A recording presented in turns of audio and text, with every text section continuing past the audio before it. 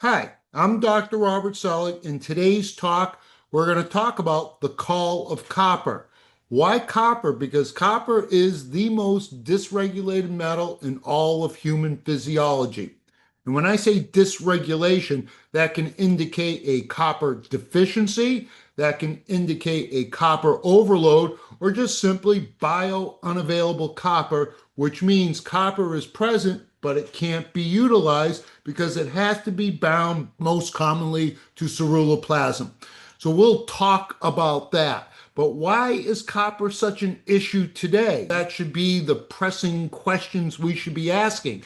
And I think first, on an energetic level, we're in the Bronze Age. Bronze, after all, is 90% copper. But we've been in the Iron Age for the last 2,000 plus years. And just recently, we just transitioned into the Bronze Age. So copper will be the leading lady in this epoch. But we got to remember the Iron Age controlled the feminine energy. It subjugated, dominated, subverted, perverted, marginalized, and demonized the feminine energy. So before copper and the feminine energy find its rightful place in the scales of balance, it's going to take some time. The feminine energy is going to have to figure out how, why, and who. How did we let the patriarch control the feminine energy? So that's going to take some time. So on an energetic level, we are in the Bronze Age.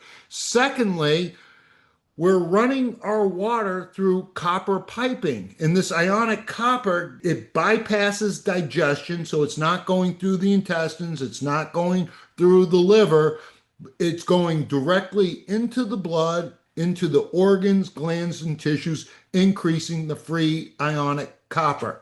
Back in the Roman Empire, they ran their water through lead. Lead was the plum blum. That's the plumber. That was one of the reasons what brought down the Roman Empire, put an entire population into burnout. And we know lead displaces calcium. Then we're going to see in the Bronze Age how copper is going to cause a calcium dysregulation problem in the Bronze Age. So energetically, that is one of the reasons why we have a copper dysregulation, because we are in the Bronze Age and we are running our water through the copper piping, and the copper piping is a big deal of this copper bioaccumulating. Now, the third reason why we have such a copper dysregulation problem, in my mind, this is the biggest reason, bar none. This is the most pressing. It's we're swimming in a sea of xenoestrogens. Xenoestrogens are the imposters. They look like an estrogen, biochemically behave like an estrogen, and we're being inundated by these estrogens.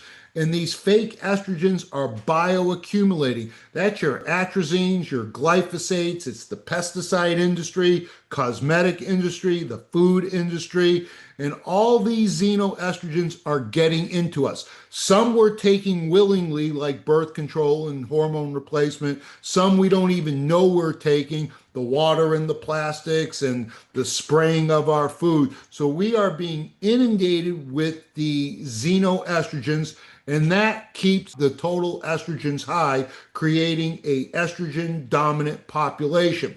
So with the total estrogens, they influence copper homeostasis through various mechanisms that we'll talk about. So let's get back to the energy of copper, because if we're going to really understand copper, we got to understand its energetic effects. So we're not just going to look at these minerals as dead rocks floating in space with the soulless dust. Minerals encapture the cosmic force that animates life. So we're going to have more of a reverence for these minerals and understand the as above, so below. That's the alchemical hermetic tradition. So now we're going to see in this iconic masterpiece of a painting by Botticelli, probably painted in the late 1400s, mid 1400s, thereabouts. This painting is called The Birth of Venus. In this masterpiece of a painting, we see the beautiful goddess on her scalloped shell coming along the shores of Cyprus. So first we have to understand that the island of Cyprus, Cyprus in Latin means cuprum. Cuprum means copper. The birth of Venus is the birth of copper. Then we're going to look at this scalloped shell. This sea creature breathes using copper, not iron. So we're making all these little connections, and then we're going to understand that copper is going to have a strong influence on calcium metabolism. Then when you look at this beautiful goddess with the skin tones and the hues and the colors and the structural integrity of her body, we can thank the melanin and the lysyl oxidase enzyme. Those are copper enzymes that give color and the hues to the skin, the hair, to the eyes. It gives integrity to the elastin tissues, arteries, and veins. So you don't see her with varicosities. You don't see her with the forward head tilt. You don't see her with bunions. You don't see scoliosis and knock knees because the collagen is strong, emphasizing the copper essence to give us the connective tissues so we have strength and integrity for the structure and form of her body, as Venus is giving beauty to structure and form. So this painting really depicts beautifully the call of copper and understanding as above, so below, because we've known that since the beginning of time that the planet of Venus, the metal of Venus, has always been copper. And that's why copper is going to be a feminine mineral. It's going to be the water element. We also have to understand that these total estrogens that have influenced us have created copper to go rogue, and that's part of this copper biounavailability that's really leading to deficiencies and overloads. And this is what we're going to look at. So energetically, we got to understand it. So if we're going to go to the deeper layers of being able to dump copper, because I know most of the adult population are poor eliminators, you're not mobilizing copper out. This is where we got to go a little bit deeper and understand that we're not going to get into this pedantic bean counting of biochemistry, trying to micromanage Niagara Falls of the water flowing. We have to understand the energetic component. So when we start to understand that minerals encapsulate a cosmic force that bursts life, then we're going to start to raise the vibration and understand how we can better manage copper. All right, let's move on. So hemocyanin is the blue blood. We're red-blooded creatures, and that's because of iron. Iron makes our blood red, just as iron makes Mars the red planet.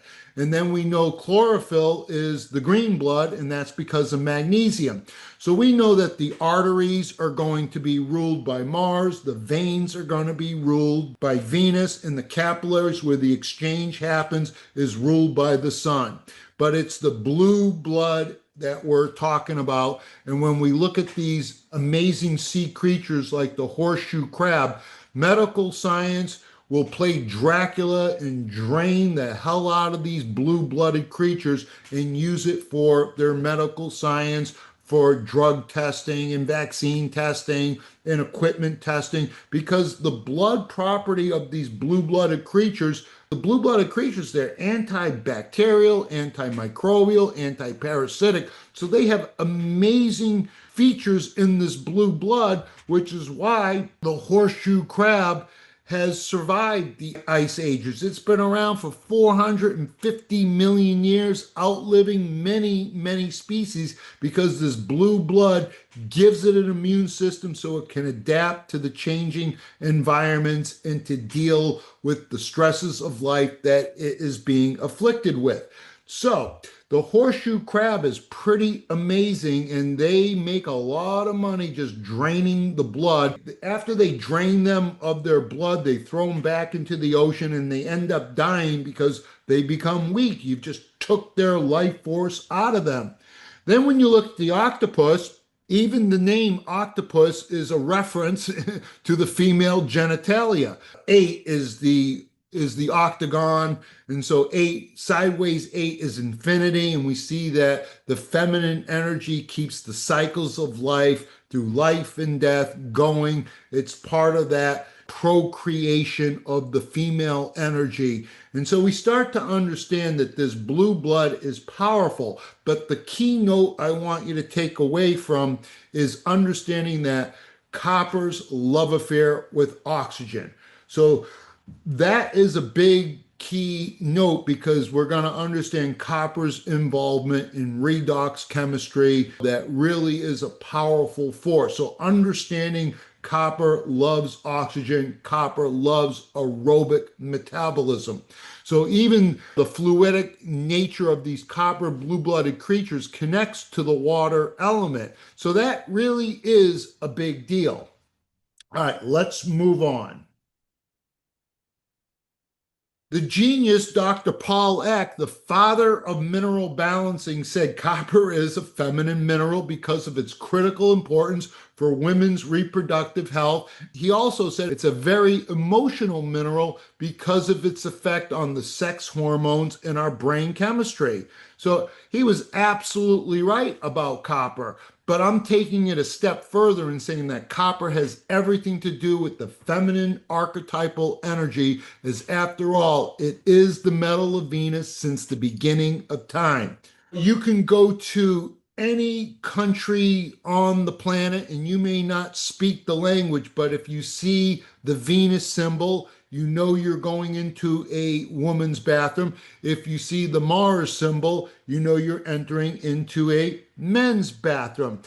Back in ancient Egypt, you could even determine the sex of the baby. You go into the amniotic fluid. If it had more copper than iron, you were having a baby girl. If it had more iron, you were having a baby boy. So minerals, copper and iron, are absolutely sex linked. There is no if, ands, or buts about that. And on average, women have about 20% or so more serum copper, while men have anywhere from 20 to 30% more iron.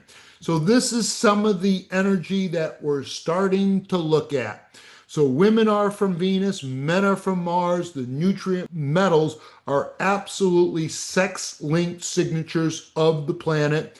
And the water element is the feminine principle, as copper is always in nature. It's always one of the most hydrated minerals in nature.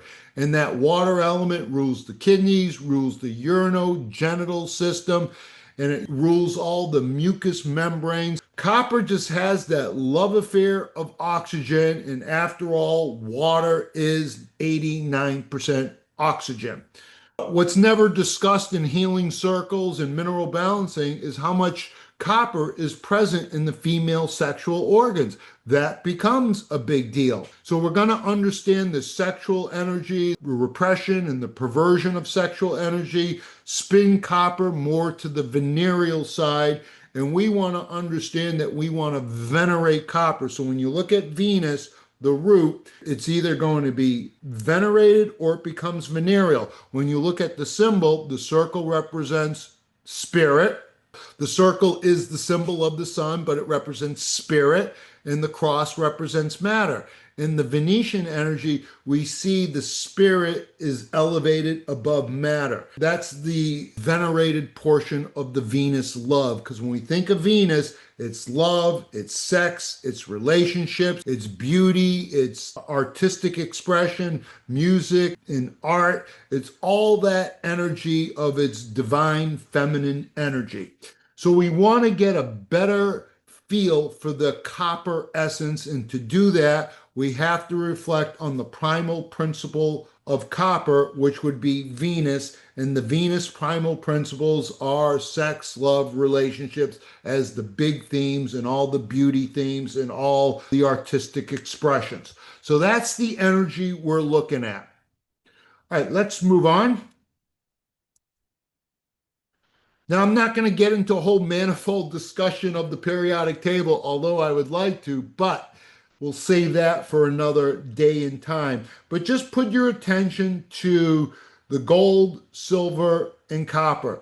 Those are the three oldest metals since antiquity. We have known about these metals going back to the beginning of time. These three metals share similar properties. They conduct heat, they're full of luster and shine, they're very malleable, and nothing moves the electrons, nothing moves the juice like silver. Silver is the most electrical metal on your periodic table. Hence the silver cord. That's the umbilical cord connecting heaven and earth. So it's highly electrical charge. But silver is not a nutrient mineral. Copper is. Copper is the most electrical metal in all of human physiology. So we're going to understand the energy of copper because when you think of copper, what moves the molecules of emotions? It's love, it's sex, it's our passion. So that's what moves the molecules of emotion. So that's where we start to understand the energetics of copper. Because, like I said, nothing in your human physiology moves the juice like copper. That's why electricians love copper wiring. They could use silver, but it's too expensive, so copper is the second best mover of the electrons. Remember, the chemical secret to life is the movement of electrons. All right, so I'm going to leave the periodic table for now. We're going to look at more the transitional metals. So when we look at these transitional metals, molybdenum isn't in the first series, but it is a transitional metal. So when you look at zinc, zinc is the only transitional metal that doesn't transition because it's only in one oxidation state. So it's going to be more redox inert. So it's going to be involved in redox chemistry, but it's assisting. It's the co-pilot in redox chemistry. For example, when we're looking at superoxide dismutase SOD, the bulk of the redox chemistry is the copper, but you need the zinc to allow the SOD protein to fold into its three-dimensional shape so it can pack and store the copper. And then when it comes and approaches a superoxide anion or a hydroxyl radical, then the copper does the redox chemistry to get you out of harm's way. Zinc is definitely redox inert, but it's involved in redox chemistry, but also, according to the International Union of Biochemistry, there's 6 classes of enzymes. There's the oxidases, that's your redox chemistry. There's the transferases. There are the hydrolases, there are the lyases, there are the ligases, and the isomerases. Those are your broad 6 categories of enzymes as classified by the International Union of Biochemists. What's interesting is zinc is the only metal that's involved in all 6 classes of the enzymes as categorized by the International Union of Biochemists. So that gives zinc some unique properties. When you see manganese, you can see that it's got multiple oxidation states. That's why we're going to see a lot of manganese dump because the titans of industry, the manganese has gotten into the groundwater, has gotten into us, and we're going to get this oxidized manganese, and we're going to see a lot of manganese dumps. Vanadium really isn't a nutritional mineral, but you can make some obscure argument that it is involved in blood sugar. Same with nickel. It may have some obscure function in our physiology. But when we look at iron and copper, those are your redox molecules. It's because of their love affair with oxygen. They have the ability to ping pong electrons with relative ease for redox chemistry. And so that's how they get the job done. They'll move the electrons through the ferrous to the ferric, from the cuprous to the cupric. And that's their ability to get a reaction done. When we look at zinc, it's more like magnesium as an earth metal, but again, it's a transitional metal. It's the only transitional metal that doesn't transition because it is redox inert. But it's this copper and iron that we got to keep an eye on. So copper's impact on hormonal balance in the menstrual cycle. So we know that copper levels fluctuate with the ebbing and flowing of the estrogen. So in the mother's body, the increased estrogen levels during pregnancy coincide precisely with the increase in serum copper and ceruloplasmin levels. So during pregnancy, serum copper levels in CP both more than double in concentration by the ninth trimester, coinciding with the rise of the maternal estrogens. So, in fact, women who are in their third trimester of pregnancy and women taking the pill, when compared to women not pregnant nor taking the pill, that serum copper levels distinguish better than any other biochemical indicator, whether she was on the pill or pregnant.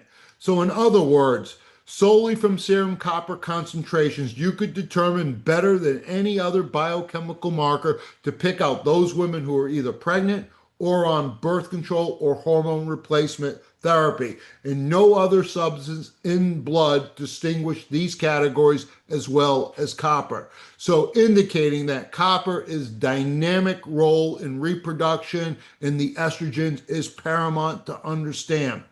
So when women are taking hormone replacement or birth control, they're really blocking off the rhythm of copper, and then it's made worse by the xenoestrogens that they're unknowingly exposed to. So all that is creating a estrogen dominant copper toxic population.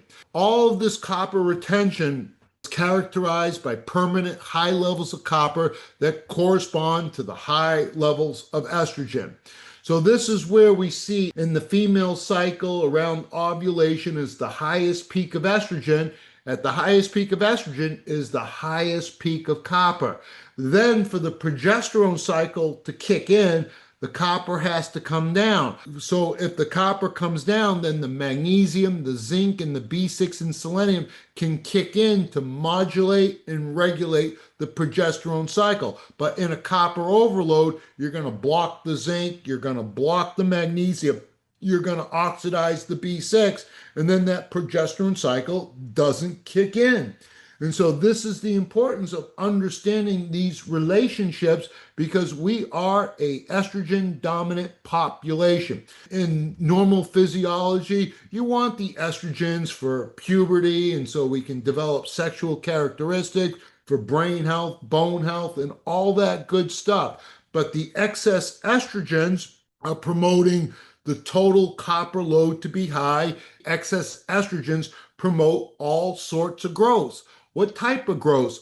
Fibroid growth, cyst growth, acne growth, weight growth. It's going to increase the freckles, the moles, the nodules, all these benign types of growth. That's what the estrogens are going to do. So the copper can hydroxylate a normal age-related estrogen on the wrong carbon at the wrong time, churning that age-related estrogen into a mutant estrogen, promoting growth. So we got to start to understand this connection because we are a country riddled with copper, riddled with the estrogens, and we see that relationship. So during pregnancy, it's necessary to supply copper for redox chemistry so we can get transcriptional factors for the estrogens to facilitate anabolic growth and development of the placenta for the baby. That process always requires angiogenesis, which copper is paramount for the formation of laying down new blood vessel tracts to feed the placenta, hence to feed the baby, to widen the uterine arteries during pregnancy. And so we start to see all these little connections. So let's move on.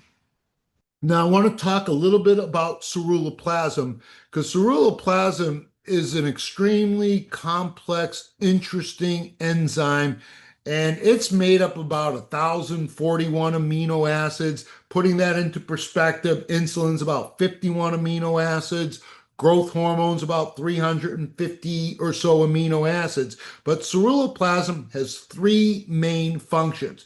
The first function we're going to talk about is ceruloplasmin's activity as a ferroxidase enzyme, meaning this copper-based enzyme is responsible for iron metabolism. How is that so? It takes the ferrous iron and it oxidizes the ferrous iron to convert it into the ferric ion, the Fe3, so the Fe3 can get locked and loaded into the uber transferrin bus, so that can be delivered, the iron can be delivered to the bone marrow and to every cell for the making of the hemoglobin oxygen to feed the body. So without this copper, then we don't get the iron into the right ferric form, and then we can't deliver the iron. So most of your iron deficiency anemias is because of this problem of the ceruloplasmin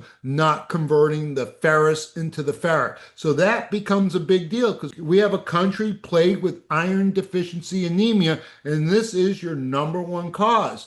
So we only have about 100 milligrams of copper. We have about 4,000 milligrams of iron. So even though we got way more iron than we do copper, but it's the power of copper in the ceruloplasmin enzyme that controls the masculine energy, controls the fire element. As Bruce Lee once said, be like water. So water will put out the fire. So that's the first function of ceruloplasmin, is the ferroxidase activity. The second function of ceruloplasmin is a copper chaperone. So what it's going to do is, as a copper chaperone, in other words, the ceruloplasmin is the Uber bus that safely packs the highly electrical copper into the ceruloplasmin enzyme to prevent it from oxidizing everything in its sight. Meanwhile, it keeps copper biologically active. So when you deliver the ceruloplasmin to its destination sites, you have bioactive copper ready to do its job. The ceruloplasmin can get into the blood and take it to all its destination sites. And one of the main sites is in making ATP through aerobic metabolism. Copper loves oxygen, copper loves aerobic metabolism. So the ceruloplasmin is going to deliver the copper to the electron transport in the mitochondria to give the copper in complex 4. So copper becomes the final donator of electrons to molecular oxygen. So the copper binds to the oxygen while reducing the oxygen to water. That's the only substance in physiology that does that. So that's remarkable. That's the beautiful thing about this aerobic metabolism in copper and copper's love affair with oxygen. We also will notice that ATP must have magnesium bound to it, but we see the proximity in the geography in that last stage of that electron transport chain in the fourth compound. It's very close between the copper and the ATP magnesium. Copper, because it's so electrical, can bully out the magnesium, and then if the magnesium isn't bound to the ATP, the electrons stop flowing, and that slows down the whole proton pump in the development of ATP, and then we don't crank out as much ATP, and that will lead to every symptom disease under the sun. So understanding that mechanism. Then the ceruloplasmin is going to deliver it to all the cells wherever there's a lysyl oxidase enzyme, to making your connective tissue, to making your elastin, your collagen. So that's part of the beauty element of this copper theme. And also the tyrosine enzyme, that's going to give you the melanin for all your color, your hair color, eye color, skin tones, and all that stuff. So that's that bronze, copper, tan of the skin to give us the beautiful hues and the colors. That's that Venus theme. And then it's also going to deliver it to the dopamine beta hydroxylase enzyme. And I got a slide on that we'll talk about shortly.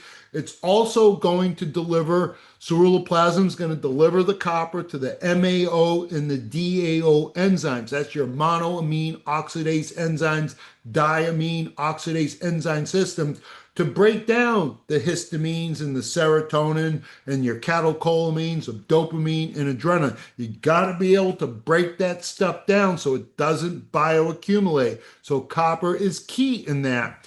Then it's also going to deliver it to PAM.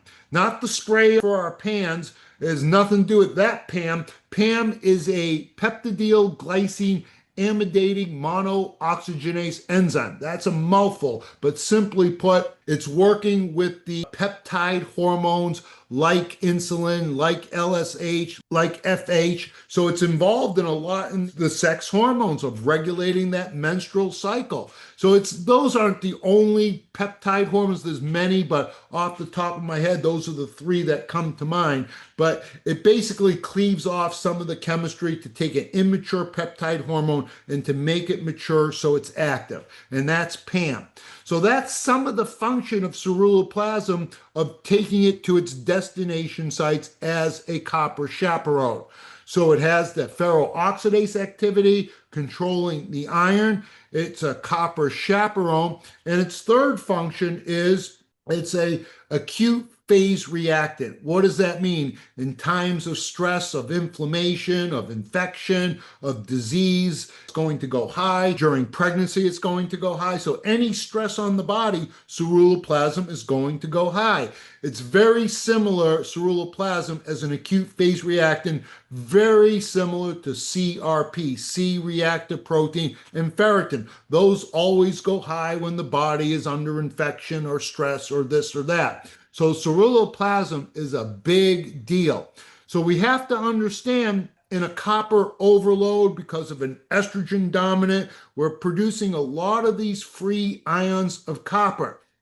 So when you have a lot of free ions of copper, the all-seeing brain is going to send a signal to your adrenals, and in your adrenals, the hormone DHEA is going to send a signal to your liver, say, hey, we got to make ceruloplasmin.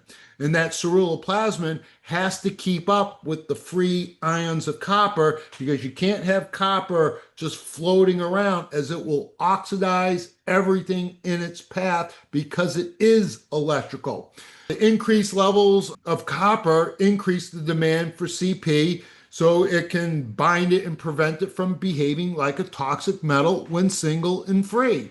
However, when CP production can't keep up with the influx of free copper ions in the liver, this creates numerous problems. First, to make and synthesize ceruloplasmin, that's in the liver. So first, you got to have a healthy liver. Most adults have stagnant livers, liver fire rising, leading to stagnant livers becoming fatty livers becoming sclerosed livers, becoming malignant livers. So we have to understand that we're walking around with these stagnant fatty livers, slowing down the production of ceruloplasmin. So to make and synthesize CP, ceruloplasmin, of course, you need copper, you need magnesium, and you need the sodium potassium pumps, and you need calcium. But you also need a vitamin, retinol. You need that vitamin A. And so in a copper overload, that can oxidize the retinol point blank right there and then. And that could be one of the problems. But usually, the retinol has to be converted into its active form, so that active form can partake in the synthesis of ceruloplasmin. So the enzyme, the retinol dehydrogenase enzyme, converts the retinol to its active form, and that happens only via the zinc-dependent retinol dehydrogenase enzyme. So when you have a copper overload, you're going to block that zinc, and then you're not going to be able to convert the vitamin A into its active form, so you can start synthesizing ceruloplasmin. Secondly, once you do get that active vitamin A so it can partake in ceruloplasmin manufacturing, that vitamin A, after it's activated, it has to get into the cell nucleus. And in the cell nucleus, you need a receptor site to get the active vitamin A into the nucleus so it can be transcribed and translated into a usable protein to synthesize ceruloplasmin. So that zinc finger needs zinc. So we can see that in a copper overload, you're going to block the retinol dehydrogenase enzyme because that's zinc dependent. Then once you do have an active vitamin A, that active vitamin A has to get into the nucleus, and that's where you need that zinc finger. In a copper overload, you're displacing the zinc, so then that zinc finger can't do its job. So that's some of the issues that are preventing the vitamin A from doing its job in the synthesis of ceruloplasmin. So just as a side note, all your fat-soluble vitamins, A, D, E, and K, Also, your thyroid hormone and all your sex steroid hormones, estrogen, progesterone, testosterone, DHEA, cortisol, aldosterone, all require a zinc finger because all your steroid hormones and fat soluble vitamins and thyroid exert their effect on the cell nucleus, which require a hormone response element, which is AKA a zinc finger. The VDR, the vitamin D receptor, is a zinc finger. So just keep that in the back of your mind. Then once you do get that ceruloplasmin manufactured, the vitamin A did its job, and you had all the ingredients to bake the cake of your ceruloplasmin, you still got to get that copper lock and loaded into ceruloplasmin. That requires the ATPases. The ATPases must have magnesium. In that copper overload, you can block that ATPase B7 or B8 enzyme. One gets it in, one gets it out. In a copper overload, you're going to displace the magnesium. You won't be able to get those ATPases to get the copper locked and loaded into ceruloplasmin. And then you're going to end up with apoceruloplasmin, which means the ceruloplasmin is made, but it's empty, doesn't have the copper in it. So these are some of the issues that we're dealing with. So ceruloplasmin is a big deal. We got to understand the liver component, the kidney adrenal component, sending the hormone signal. We got to understand the building blocks for making it. And we got to understand how this copper overload is putting the body's demand to make more ceruloplasmin, and it just can't keep up with the free ions of copper to control and regulate the copper. Then that copper behaves like a toxic metal because it's single and free and unbound. So this enzyme, the dopamine beta hydroxylase enzyme, regulates your sympathetic nervous system, and the hub of your sympathetic nervous system is in the locus coeruleus. That's the midbrain, that's the pons, and you have a cluster of these blue cells, these melanated cells. That's where this dopamine beta hydroxylase is hanging out to regulate the dopamine, so the dopamine can be converted into the noradrenaline. So the dopamine beta hydroxylase enzyme is crucial for maintaining a balance between dopamine and noradrenaline in the body. So it's essential for the proper functioning of your sympathetic nervous system. A dysregulated copper balance can predispose you to the elevated dopamine levels. And when the dopamine levels are elevated, that's brain on fire. You're going to contribute to the nervous system agitation, irritability, hyperactivity, muscle twitching, nausea, digestive disturbances, paranoia, insomnia, the ADHD, the addictions, the OCDs, the heightened anxiety, the panic attacks, and that's going to set the table for the more pernicious real mania, depressions, anxieties, and schizophrenia. So an interesting fact is that the level of serum copper is abnormally high in certain mental diseases such as schizophrenia, autism, and manic depressive disorders and epilepsy. So this hydroxylase enzyme is an oxygenase enzyme. We know that copper loves aerobic metabolism. So when the body isn't going aerobically as efficiently as it should, then we go through the fermentation lactic acid, and that fermentation lactic acid anaerobic metabolism is producing the mycotoxins, the candida, the yeast, and the clostridium bacteria, which is a bacterial mold sporing bacteria that thrives in an anaerobic condition.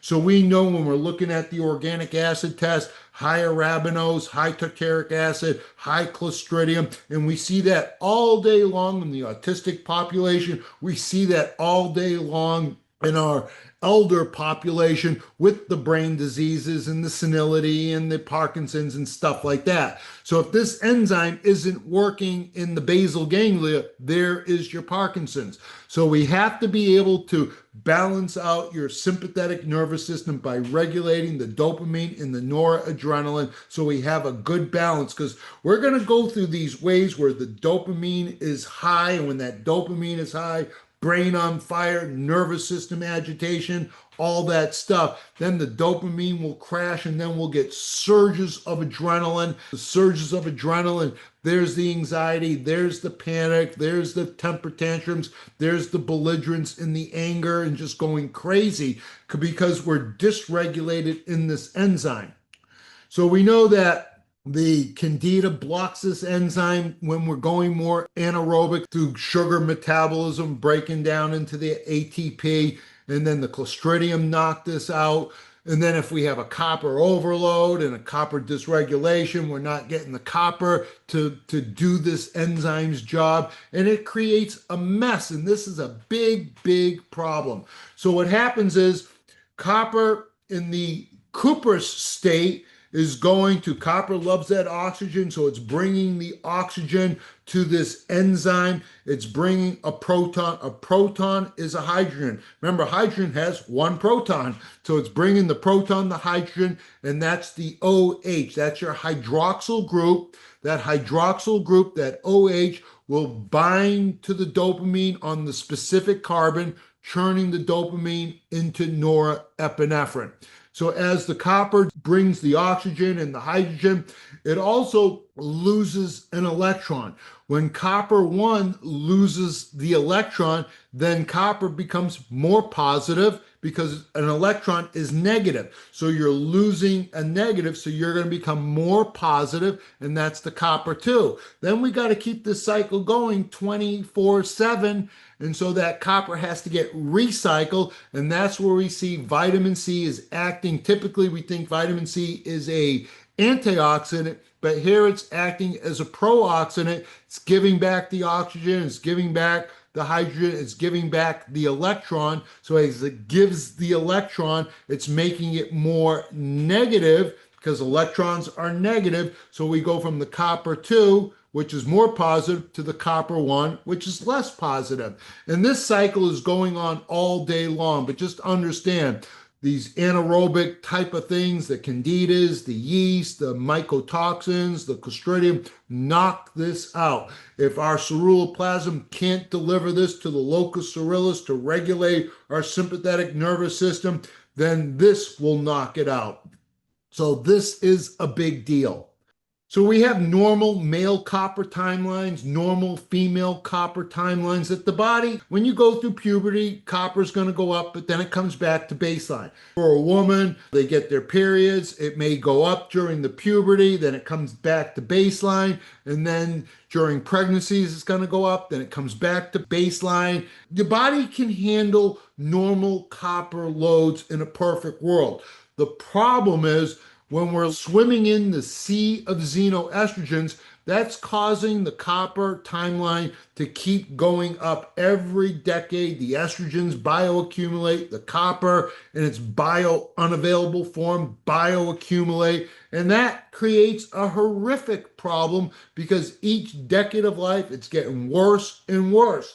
Now, we have to understand that copper's end game is apoptosis. This is going to be a gross oversimplification of apoptosis, but basically in the mitochondria, you got the C oxidase enzyme. That's the apoptosis button that leaves the mitochondria to detonate a cancer cell. So the end game of copper is apoptosis. Now, apoptosis with the copper dysregulation, it's going to be either the apoptosis is working too fast, too quick, destroying neurons, oxidizing them, knocking them out, and then we see the MS, the ALS, the Parkinson's, the senility, dementia, Alzheimer's type of diseases, and all your neurological brain diseases when apoptosis works too fast, too quick. The second half of the story is when apoptosis doesn't work. Then we get these cells, they keep growing and dividing and growing and dividing, becoming a tumor, becoming a malignant lesion, becoming cancer. So that's the end game of copper. It's either going to be the brain diseases or the cancer. So we have to understand that this copper is a big deal in the Bronze Age as we're swimming in a sea of xenoestrogens, and we have this copper overload that does need time and attention. So there's a big connection between copper and the menstrual cycle. First, girls are getting their periods way too early. They're coming on 9, 10, 11. The first copper timeline at puberty is 14. That's when it should come on. When the menses are coming on too quick, too fast, that's going to affect every aspect of human physiology. We want that copper functioning on the bone development, connective tissues. Then we're forcing the menses and the hormones too quick, too fast. And that's setting the table for just a variety of hormonal problems. Then we just see in your average population of women, most women's menstrual cycles are god awful, periods from hell, bleeding too much, not bleeding, cycles are irregular. Sometimes they come on too quick. Sometimes they're not coming on at all. Sometimes we're skipping cycles. Then we see the periods with the horrible menstrual cramps where they're bent over double, cramping with the breast tenderness. Then we see the migraines knocking them out for days on end. And then we see the copper's mental effect in the menstrual cycle causing the emotional craziness. We may see in one woman, it may be anger and she's belligerent, and she's screaming at her kids, screaming at her husband. She may be weeping uncontrollably, can't get it together, just emotionally, just crying and tearing. And then some women just become lethargic and depressed. So we see the vacillation of all these crazy emotions in the menstrual cycle. And the menstrual cycle can knock women out for 1 week, 7 days, up to 14 days. So 2 weeks out of the month, they can be really knocked out, just not feeling well when their menstrual cycle is off. So to fix the menstrual cycle, at the end of the day, you gotta fix the copper. And that's the bottom line. That's why we're doing what we're doing. And we gotta understand this connection. So that is a big deal. The number one enemy of copper is suppression. So first you have the physical suppressions, the antibiotics, the steroids. We get an infection, we suppress it. All the childhood infections, we keep suppressing it, and we call that symptom shift, symptom displacement. We get a sinusitis, we get on an antibiotic, clears up, pat the doctor on the back, cured. Then a year later, 2 years later, the symptoms shift. So the green yellow mucus coming out the sinuses is now the green yellow mucus as a vaginitis.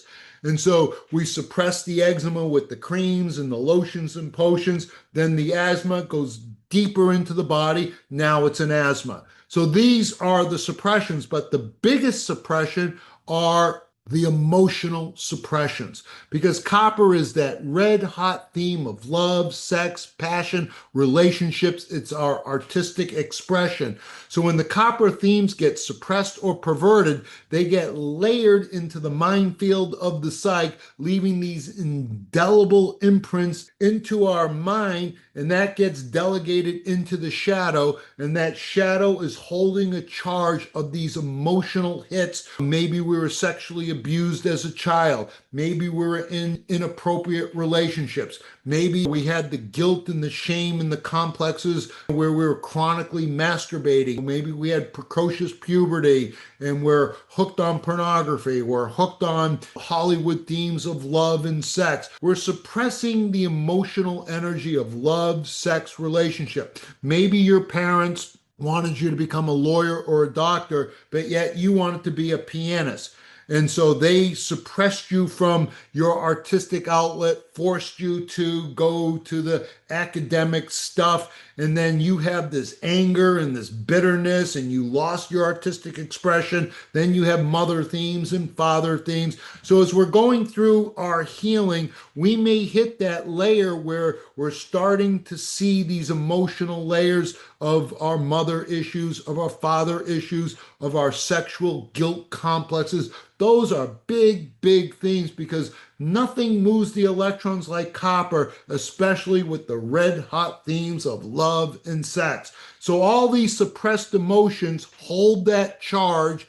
And so as they hold the charge, that copper is going to be tightly bound. It ain't going to move until we make that connection in our mind of dealing with all these different layered emotions. And when we start to see We got two eyes to look, only one eye to see. When we start to see these emotional conflicts and guilt complexes with third eye 20/20 inner vision, then we start to soften the blow. Then the copper will start to be released from its binding site, and then we can go through a layer of a copper dump. And we're going to go through multiple copper dumps as we deal with mother issues and our childhood sexual issues, our adult relationships, our inappropriate behaviors in the sexual field. Maybe church told us that can't fall in love with the same sex, so you repress that, or whatever reason. But we got to understand that the sexual energy is a big, big theme in this copper being retained. So until we start seeing with brutal honesty our part in the themes of Venus, because if we can start understanding Venus and we can see our part in it and start healing the inner child, start seeing as an adult where we were not being honest to ourselves in our relationship, getting into the wrong relationships for the wrong themes. So this copper suppression is the biggest nemesis of copper. That's why you see adults holding on to the copper. That's why you see the shell patterns. That's why you see the four lows, the victim patterns, the bowl patterns, the sympathetic dominant patterns, because we're not dealing with the deeper layers of the emotion. We're sweeping it under the carpet and thinking that we can bean count our biochemistry in a pedantic way and just looking at it from managing the minerals and all that stuff. You'll be as successful at doing that as you would trying to micromanage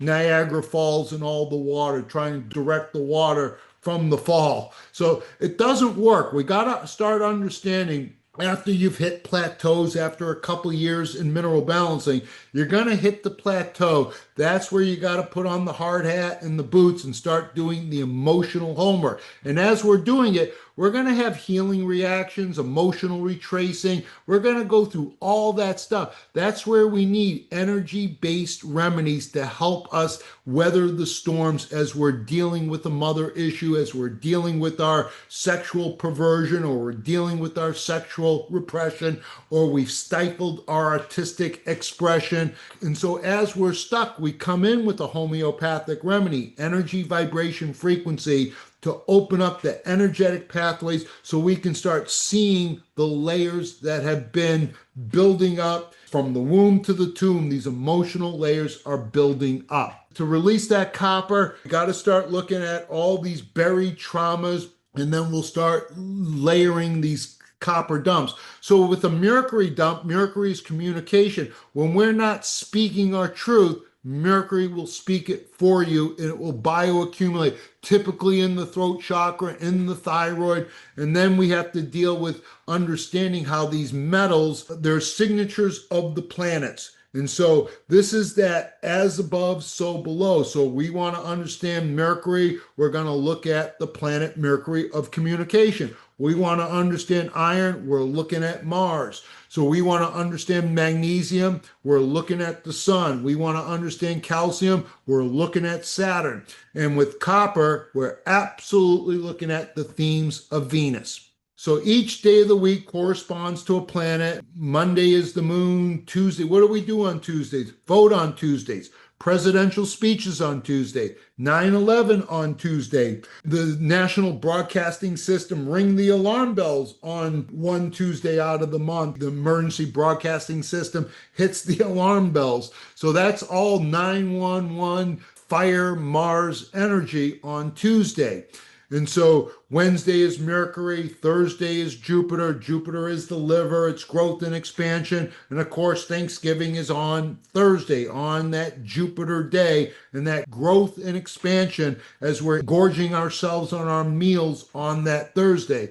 Why do we love Fridays? Because it's the day of love. It is Venus. Saturday is Saturn. Sunday is the sun. So those are the 7 days of the week, correspond to the 7 primal principles of the 7 heavenly luminaries. And that's why 7 is God's favorite number. And we see the 7 chakras, the 7 days in the week, seven colors in the rainbow, seven verses in the Lord's Prayer, seven tones in the musical scales, the seven cervical, your blood pH is 7.3, 7.4, your albumin is 4, your globulins are 3. Those are your proteins. We start to understand the seven endocrine systems, the seven chakras. We're seeing the energy of these mineral planet correspondence. So, of course, the Venus chakra is the sacral chakra. When that's dysregulated with the whole copper, Venus, estrogens, we can see the low back pains, the lumbosacral back pains.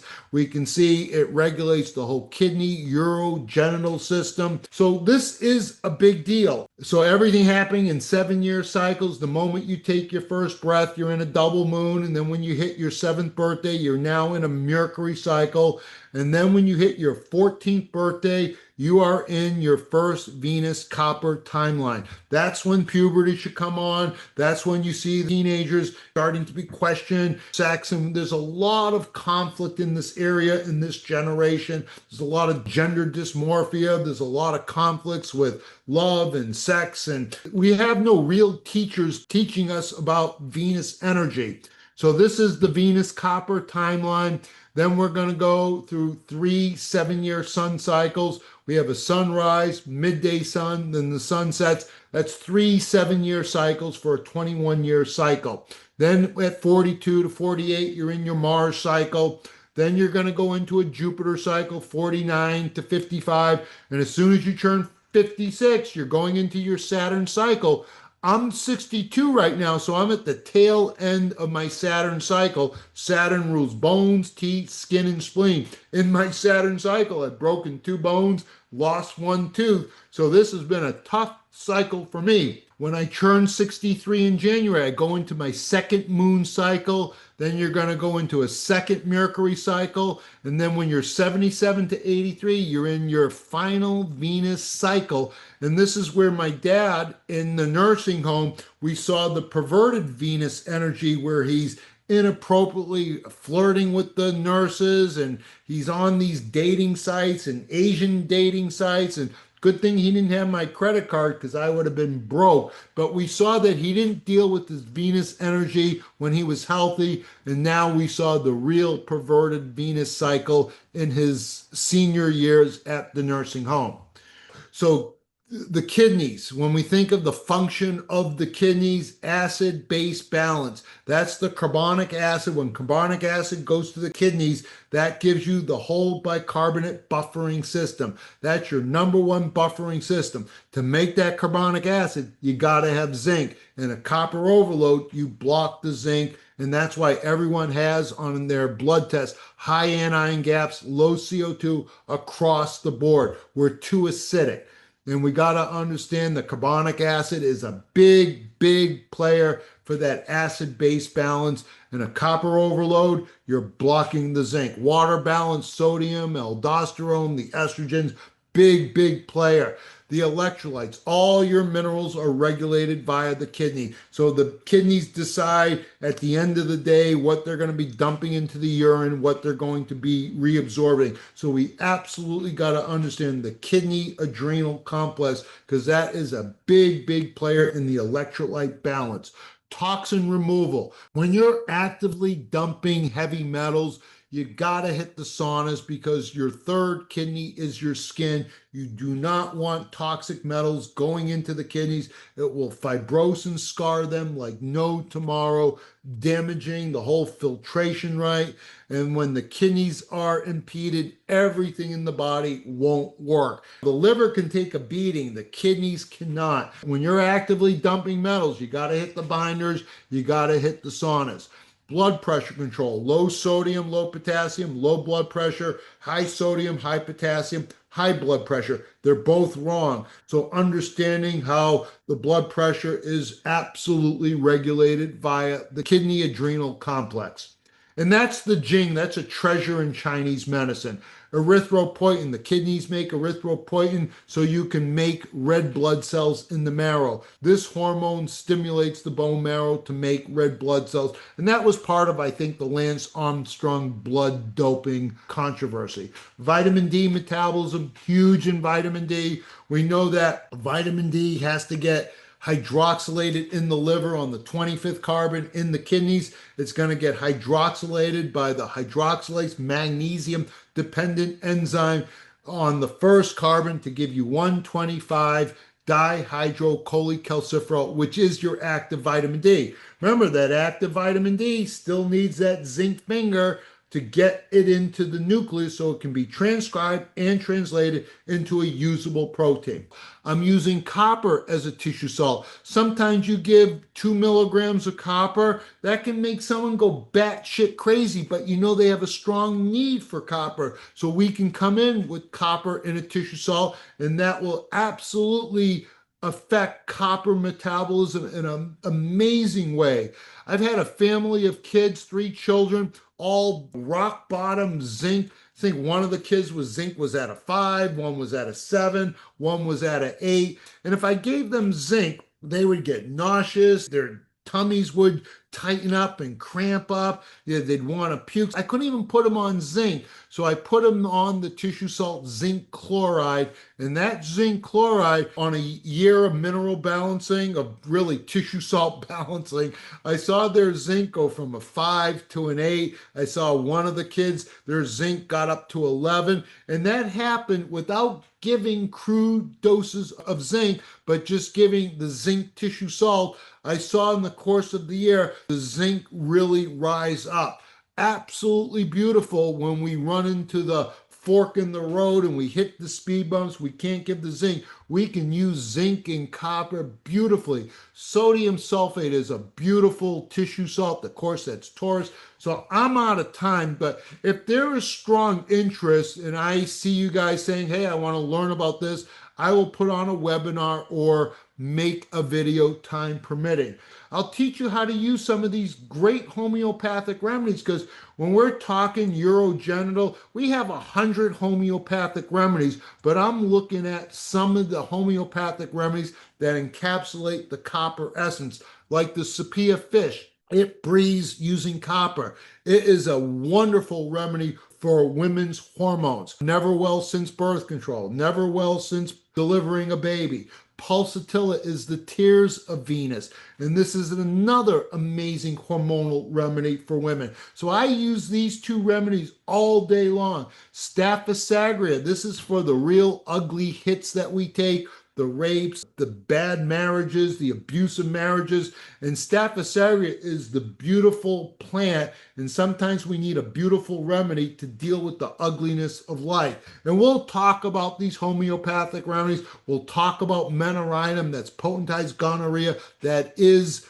the psychosis miasm. Psychosis miasm is the Venus miasm that is really plaguing our world today. So like I said, if there is some strong interest in wanting to learn about the tissue salts and some of these homeopathic remedies that I use in a copper overload in an estrogen dominant world, I will, time permitting, put on a webinar or make a video. So that's what I have to say for today. So the call of copper, hopefully we're going to venerate the copper essence, and we're not going to let the copper essence become venereal.